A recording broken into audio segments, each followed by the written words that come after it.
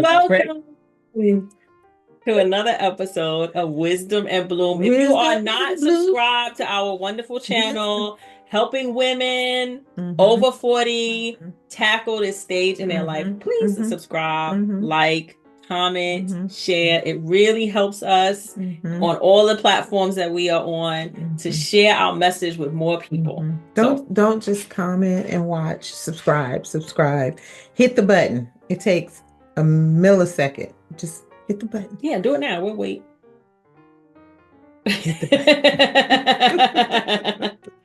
So today we are going to be talking about a topic that is so important and so impactful to so many people. It is about being in a relationship with a manipulator. 10 signs. 10 signs. 10 signs to know that you are in a relationship with a manipulator. And what is a manipulator, right? Let's have a clear definition so we can set the stage for our discussion today. Manipulator.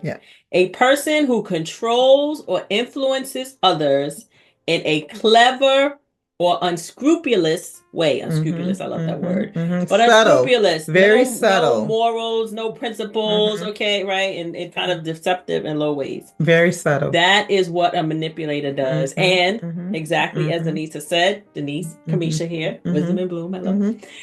They do it in a way where you don't even realize what is happening to you. As they're chipping away quietly, silently, dangerously at everything that makes you, your confidence, your self, esteem, your wisdom, your self-worth, your dreams, everything. They're just chipping away little by little. It's almost like gaining weight. Like before you know it, you're 30 pounds heavier.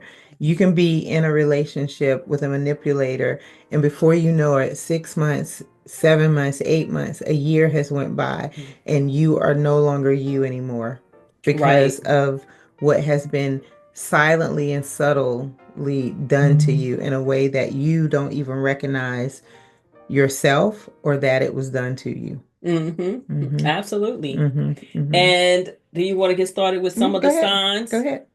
That you are in sure. a relationship with a manipulator? Absolutely. So one of the first ones was gaslighting. Now, gaslighting is a new word for us over 40, over 50. Now, we know what it means now, but back in the day, we didn't call it gaslighting. We didn't understand what, that meant. But the definition of it is the partner denies things they said or they did, or they twist the words, or they tell you that you're too sensitive or you're crazy, or they didn't mean it like that, or you heard it wrong, or the context was wrong. And then you as the person is looking at it like, what? I know I heard what you said. I know you said that, or I know you did that. And then you start questioning yourself, trying to figure out, well, am I crazy? Did I not hear what you did, or you're making me feel like I'm about to lose my mind because I know you said what you said. The manipulator know they did it. They know for a shadow of a doubt, they know they did. They also know that you're vulnerable and that they can tell you they didn't do it or they didn't say it. They can gaslight you. And instead of you doubting them, you're doubting yourself as if you didn't hear or see what you saw.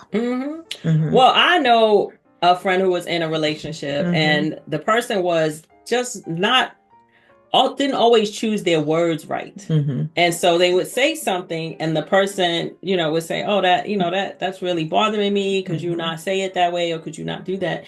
And he would say, you're just too sensitive. You're too sensitive. And then she's now questioning, am I too sensitive? Like maybe I need to be tougher. Maybe other people would other people be upset by what he said? Or is it just me? Right? Instead of the person taking your feelings into account and saying, okay, well, maybe I should have approached that differently. Maybe I didn't know that was a sensitive topic for you. Maybe I could have, said it differently. But don't just now put it back on me to say, oh, you're just being too sensitive. That also is because now they become the victim.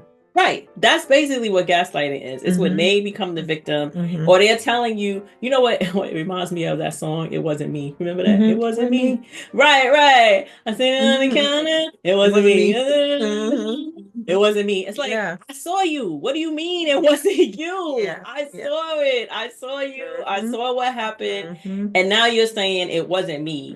That is a great example of what gaslighting is. Yeah. So if you find yourself in a relationship where you are constantly being told, you are too sensitive, or you saw something and they said you didn't really see it, or, you're just acting crazy, that is a sign. Definitely a sign. Definitely a sign. What's number 2? Number 2 is blame shifting. Constantly. Nothing is ever this person's fault. It's always back to you, right? It doesn't matter if you actually saw them drop the milk on the floor.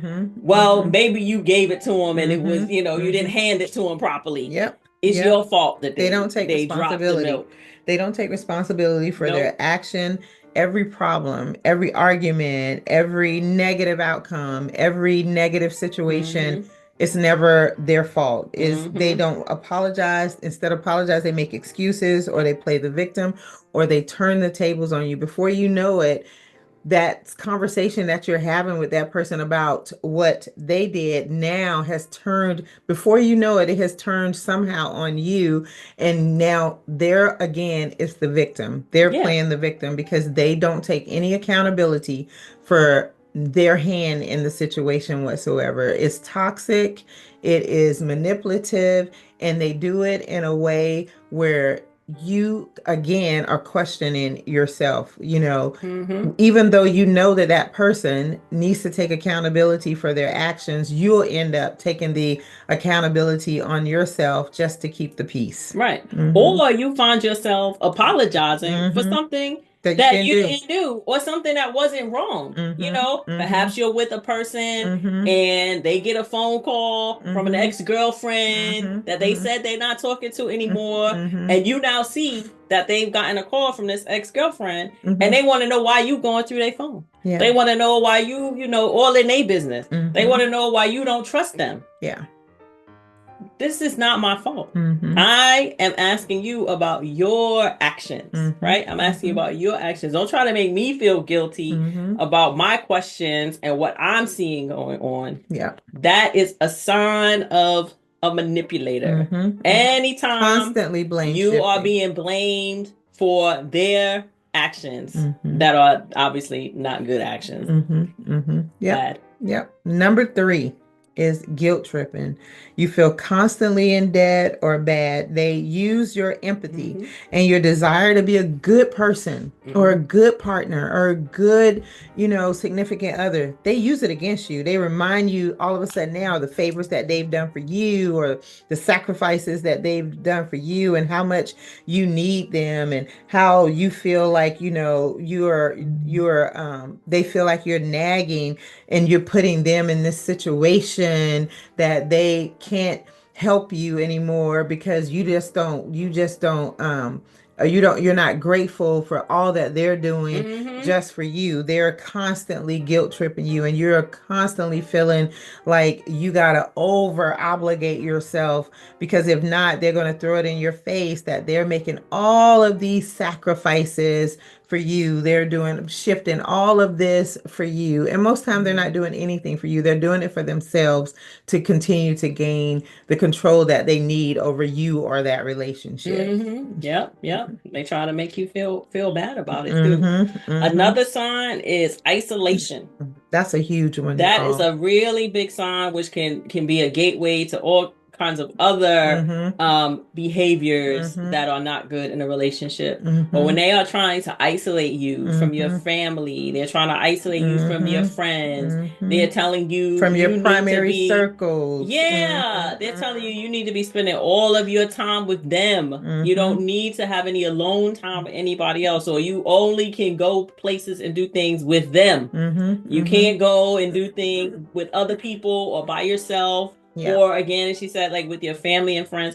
Isolation is a way that they want to control you, right? They separate you so that they can control you. And that's dangerous. That isolation part is really dangerous because it puts you in a position where you feel alone. You start feeling depressed. You start having crazy thoughts because you feel so isolated and and so alone. And all of a sudden, they're not just isolating you, but they start criticizing your family. They start criticizing your friends. They start making you think that your family and friends are not out for your best interests or your best or your heart. They start saying things where when you first started with them, all was good. Now all of a sudden now they're telling you what they're noticing about your family and what they're noticing about your friends, or they're keeping you from going to key friends engagements or key family events. All of a sudden they now have something more important to do that you have to do with them, so you don't get to be around your family or your friends. Most times if you have especially if you have a healthy family and a great circle of friends, that they're the ones that ground you or help you heal or help you through obstacles. And if that person that you're with sees that as a threat, they will isolate you from all of that, from every bit of that. And before you know it, you are alone. And you have again lost your identity. It's easy to fall into a depression.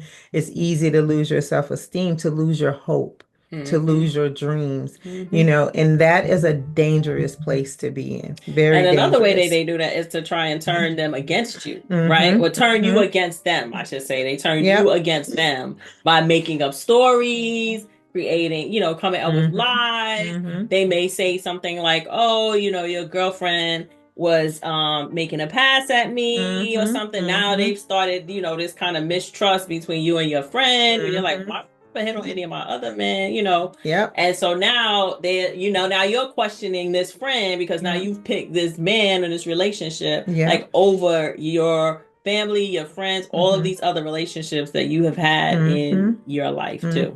They pull you away from your support system. That support system could be your family. It could be your friends. It could be a therapeutic support group, whatever that support system is that helps you to continue with your journey in life. They pull you away from that because they don't want you to be helped. They don't want you to heal, because the more desolate and down and dependent you are on them, the better control they have over you. Absolutely. Another sign is when they want to punish you, right? By withholding affection, weaponizing sex over you, not communicating with you. The silent treatment. They are giving you the silent treatment, right? And it's really a form of them saying, well, you have behaved in this way, and so now this is the punishment for you, right? There's no communication, there's no talking about it, there's no way to figure it out. It's like, okay, now we are going to punish you with this silent treatment. We're not going to have sex. I'm not going to talk to you. You're just going to have to deal with it that way. Yeah. And it puts you in a desperate mode. It puts you in a mode of anxiety because you're so anxious to fix it, because you don't know why you're getting the silent treatment. You don't know why you're getting excommunicated. You don't know what is going on. So it puts you in a position where you're so anxious to fix it that you're offered to do anything. Well, I don't know what I did, but I'll do anything to fix it, and so you're continuously in this cycle where you're trying to avoid that painful rejection or that painful period, because you don't want to be in a position where you're not being communicated to, or you're in the silent treatment. And so you're in an awkward position where you don't know what to say, or what did you do, or now you're thinking back 5, 6, 7 weeks, like, did I do something that I don't remember? Like, what is going on? But they're using that literally as a tool. It is a tool. They're punishing you by withholding from you as if you're some type of animal or property. Right. Or child. Right. And they're trying to teach you a lesson. Yeah.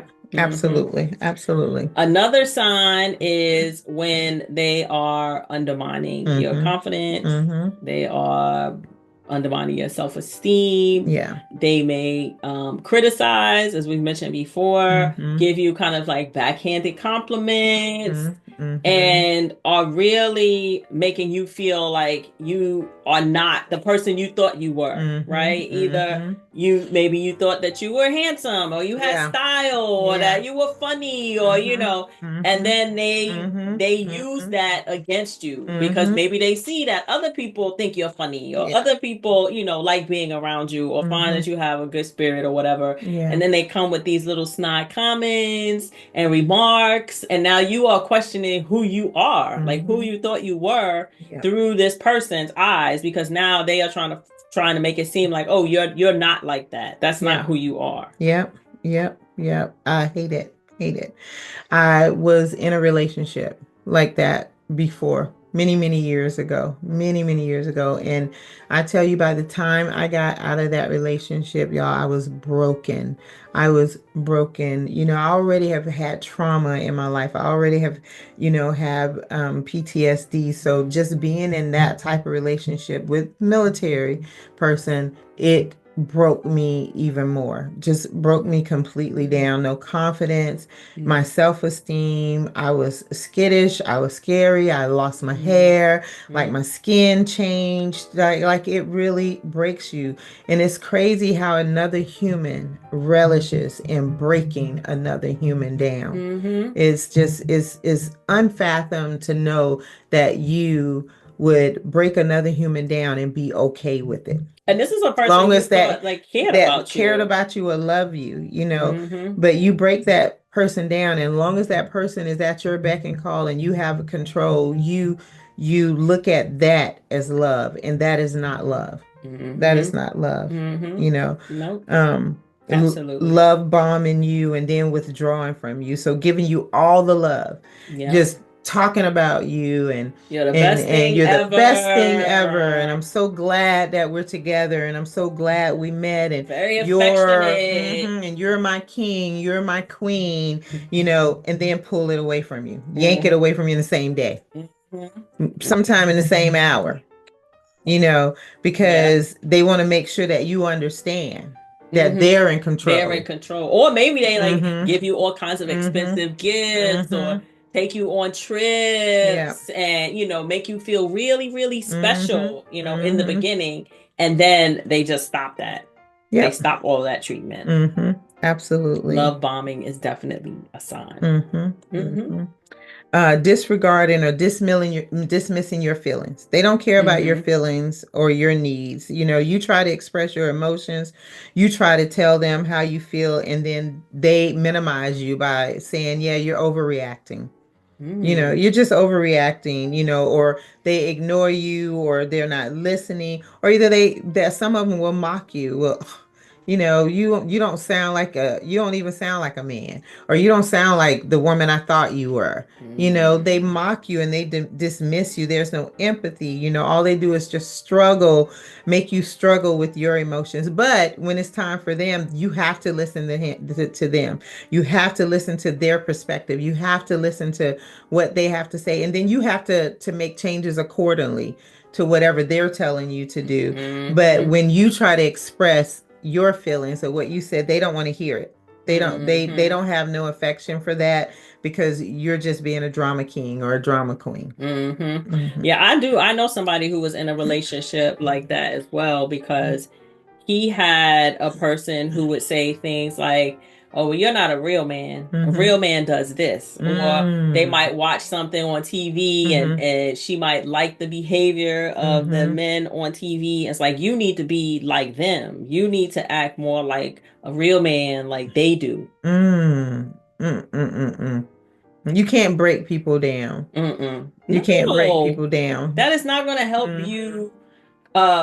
If you're comparing somebody to someone else and taking away from what it is that they're doing and how they're contributing by saying, oh, this is who you need to be. This is what a real wife does. This is what a real mother does. This is, and that's not you. Yeah. That is not going to help the And maybe they should go be with the person that they're seeing. That's the real man. Because I guarantee you that real man that you are so-called quoting do not want you.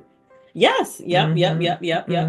Another sign is inconsistency, where you see that the person is one way when they're with you, and then they are a totally different way when they are with their friends. They should be the same person, right? All of the time.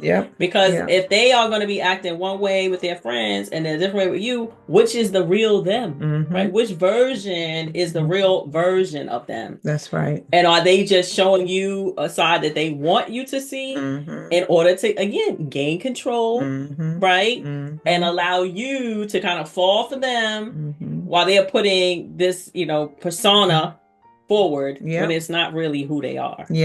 Yep, absolutely. Inconsistencies in their words, and they tell your friends and family one thing, but then when they have you alone, they tell you a whole different story, a whole different thing, and then it's really sucks because when you are allowed or around your family and friends and you hear that your family and friends saying these key things about your partner, within your heart that was the false part of them and it wasn't true, and you're trying to not say anything because you're trying to make sure that no one knows what's going on in your relationship. That has to be a most hurtful and awkward way to be, because you're not living your true self in your relationship at all. At all. Yeah, that is true. That is true. And that leads us into the last one. Yes, where you feel like you are always walking on eggshells. You don't know what to say. That's not going to set this person off. You don't know what to do to please this person. And again, now you're anxious, you're nervous, you're unsure how to be in this relationship. That is definitely a sign of a manipulator, because now you are basically dancing to whatever their tune is, right? And you don't know if you're doing the right dance, right? So you're doing an electric slide when you should be doing boots on the ground, right? Because if you're doing electric slide, when you're supposed to be doing boots, now it's going to lead to a whole bunch of arguing, confusion, upset, and everything like this. So you constantly are just like anxious, nervous, walking around like, I don't know what to say. Like, I just want to avoid any kind of issues. I don't want even be yourself. I don't want no, conflict. Like, I just want to just keep the peace. You can't be yourself. You just can't be yourself because you're always trying to keep the peace or not ruffle that person's feather, or not walk the wrong way, or look the wrong way, or agree with someone on something, or say something the person is going to be like, well, what you mean by that? Well, why'd you say that? Well, you never said that to me before. Or why are you looking at her? Yeah.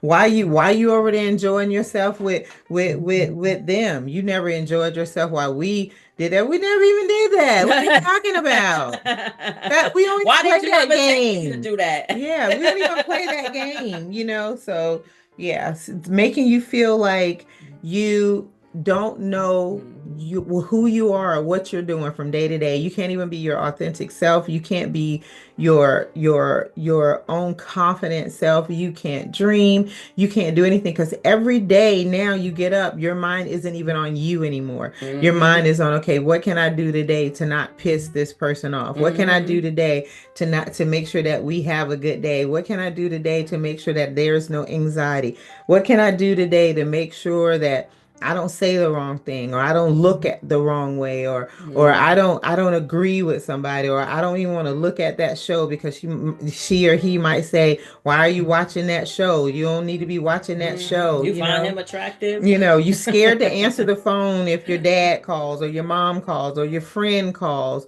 Now you scared to answer the phone because you can't even talk to your friends without that person looking side eye at you. So these are key things in a manipulating relationship, when there is a manipulator. And I heard someone say a quote today that I wanted to read to you guys, a short quote, but it says, staying through manipulation, staying in a manipulating relationship empowers the manipulator. So the longest you stay in that relationship, the more power you give that manipulator, because you're the only one that has to maneuver through the maze to ensure that y'all have a good day, or nobody is angry, or nothing is happening wrong, or everyone is okay. You're the only one doing that. The manipulator's not doing that because they don't care. They simply do not care, because their whole purpose is to ensure that they're in control of everything, the finances, the how the day goes, who you talk to, who you hang with, who you be with, what you're watching, even down to sometimes what you're wearing. How do you get your hair done? How do you get it cut or braided, or whatever the fact may be, or what you're thinking? Why would you say that? So they are not worried. You're the only one that's going through life with ulcers and worrying. Staying in a manipulating relationship empowers the manipulator. It's almost like you are leveling them up every day. They're getting stronger and stronger and stronger, while you're getting weaker and weaker and more vulnerable, because they're pulling every sense of being away from you. Right. So what do you do? If you've heard us sharing these 10 signs, and maybe you have, 10 of these signs are in the relationship that you're in, and you realize you are in a situation with a manipulator. The first thing is to recognize that. It's always the first step, right? Like actually seeing where you are and what is going on, and accepting, you know what, that person is a manipulator. Like, I didn't know what was going on. I thought there was some, something with their behavior, and I wasn't feeling good about this relationship. Yeah. And now you can say, you know what, they are definitely a manipulator. Yeah.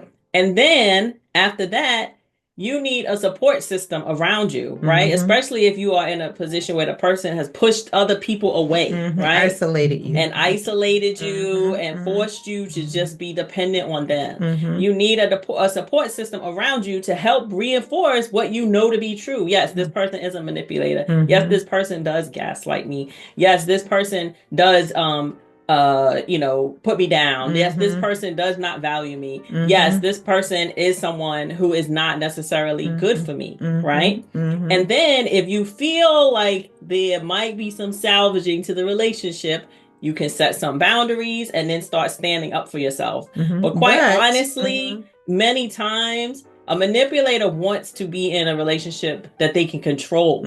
So you're going to probably have to just remove yourself from that relationship. It's just not going to work. Because the other thing about manipulators is they don't think they're manipulating. They don't think they're manipulators. They don't think they're doing anything wrong. They are just trying to control their environment so that it can be whatever for them, not realizing how it's impacting other people. And so you probably, once you recognize what's going on, you get your support system, you gain more strength and self-worth, you're like, I don't need this. And it's probably going to be time for you to go. To save yourself physically, mentally, spiritually, and because it's going to take you a while to regain who you were back again. It's going to take you a while to heal, who you were, and to get back into a state of healing and a state of loving yourself and a state of, a better self-esteem. It's going to take you a while back to remember your dreams and who you were before that happened. And you need a support system around you sometimes, not to say I told you so, because that's not what your support system should be doing. Your support system should be there to help remind you of who you were before you got into that situation. Remind you of the kindness you had, the light in your eyes, the fire, in your belly, the passion, your purpose, to remind you of who you were before you were broken down. That's what your support system in your village is there for. Absolutely. What a powerful episode. And if you gained anything from this episode, please don't hesitate to subscribe, like, share, and please leave us a comment. Leave us a comment if you were someone who was in a relationship with a manipulator and would manage to get out of it. Or maybe you are in a relationship now and some of these signs are making you question, oh, am I in a relationship with a manipulator? Let us know so we can talk about it. We want to allow people this space, right, where they can share what's going on with them and seek some support. And don't forget, again, subscribe. I'll wait. Push the button right now. Push the button right now. Thank you so much for joining us on another episode of Wisdom and Bloom. And keep blooming, ladies. Keep blooming, ladies. Bye, y'all.